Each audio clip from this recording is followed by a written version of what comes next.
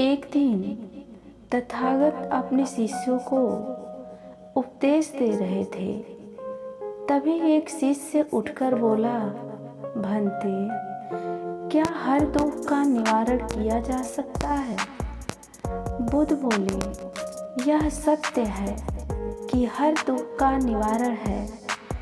इसी संदर्भ में मैं तुम्हें एक कथा सुनाता हूँ। एक सेठ का नौकर लंबे समय से उनके पास रह उनकी सेवा कर रहा था। वह बड़ा ईमानदार था, साफ सफाई का पूरा ध्यान रखता था, इसलिए सेठ जी उससे बहुत प्रसन्न रहते थे। एक दिन शाम को जब सेठ जी घर आए तो देखा कि उनकी पुरानी दीवार घड़ी टूट पड़ी है। उन्होंने नौकर को बुलाकर पूछा, यह घड़ी कैसे टूट गई? नौकर ने कहा, मालिक, मैं सफाई कर रहा था, तभी घड़ी हाथ से छूट गई और टूट गई। गलती मेरी है, आप मुझे क्षमा करें। सेठ तेज आवाज में बोले, क्षमा मांगने से क्या होता है? घड़ी बरसों से कमरे में लगी थी, कमरे की शोभा थी, और तुम्हें पता ही है यह मुझे कितनी प्रिय थी। डांटने के अलावा सेठ जी और कर भी क्या सकते थे? बहुत भरोसे का नौकर था। रात को सेठ को नींद नहीं आई। बार बार घड़ी टूटने की बात मन में उठ जाती थी।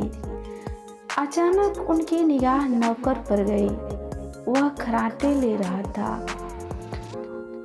उससे सेठ को और भी दुख हुआ। मालिक के नुकसान का उसे जरा भी ख्याल नहीं था।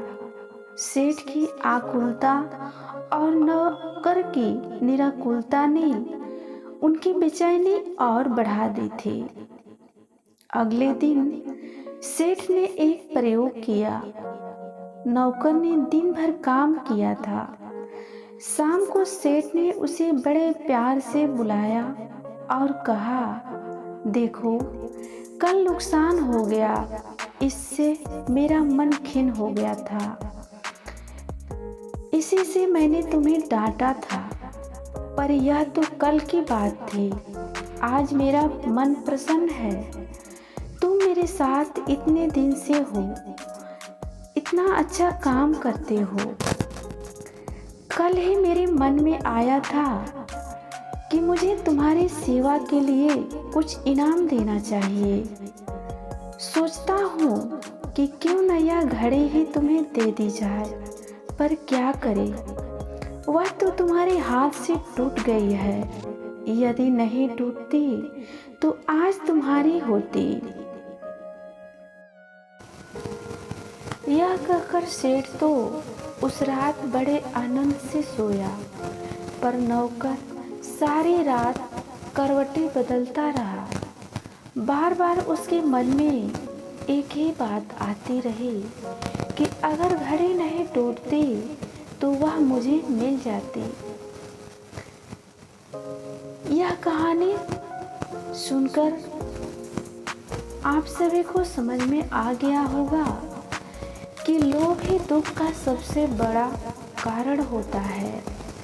इसे त्याग कर ही हर दुख से मुक्ति पाई जा सकती है।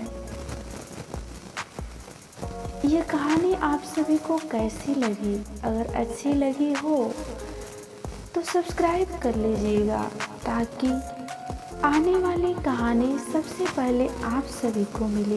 धन्यवाद।